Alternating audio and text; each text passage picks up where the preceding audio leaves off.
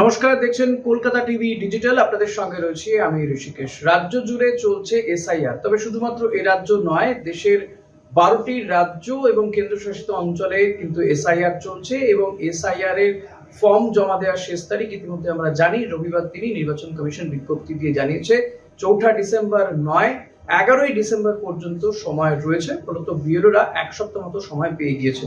তবে এরই মধ্যে যে চাঞ্চল্যকর তথ্য উঠে এসেছে, যে কমিশন যেটা জানাচ্ছে যে রাজ্যে প্রায় 2000-এরও বেশি বুথে কোনো মৃত বা স্থানান্তরিত ভোটারই নাকি নেই।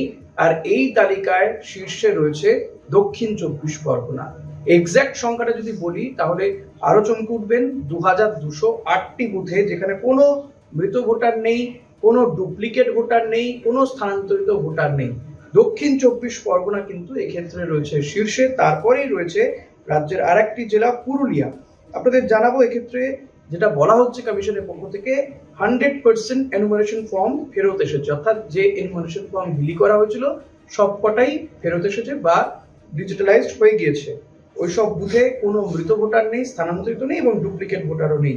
এক্ষেত্রে দক্ষিণ 24 পরগনা শীর্ষে রয়েছে। তাদের যদি দেখা যায় সেই জেলাতে 760টি বুথে 100% এনুমারেশন ফর্ম ফিল আপ করা হয়ে গিয়েছে। দ্বিতীয় স্থানে রয়েছে পুরুলিয়া। আপনাদেরকে আগেই জানিয়েছি 228টি বুথে সমস্ত এনুমারেশন ফর্ম ফিল আপ হয়েছে।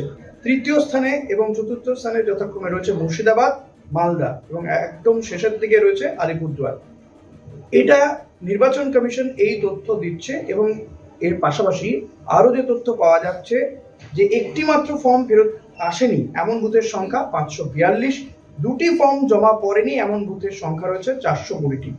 অর্থাৎ এই হিসাবও কিন্তু নির্বাচন কমিশন দিয়ে দিচ্ছে, যার ফলে বোঝা যাচ্ছে যে দক্ষিণ 24 পরগনার মতন জেলাতে গত 23 বছরে, কারণ 2002 ভিত্তি বছর, তারপরে যে এনুমারেশন ফর্ম ফিল আপ হচ্ছে বা এসআইআর হচ্ছে, এই 23 বছরে কোনো মৃত্যুর ঘটনা ঘটেনি। অন্তত এনুমারেশন ফর্ম ফিল আপ হয়ে 100% এনুমারেশন ফর্ম ফিল আপ হয়ে আসাতে সেই তথ্যই কিন্তু দেখা যাচ্ছে দক্ষিণ 24 পরগনার 760টি বুথে এই 100% ফর্ম ফিল আপ হয়েছে।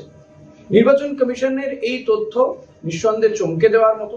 এখন দেখা যাক এ নিয়ে রাজনৈতিক মহল ঠিক কি বলে, সেদিকে আমাদের নজর থাকবে। আর আপনাদের নজর থাকবে কলকাতা টিভি ডিজিটাল এবং কলকাতা টিভিতে।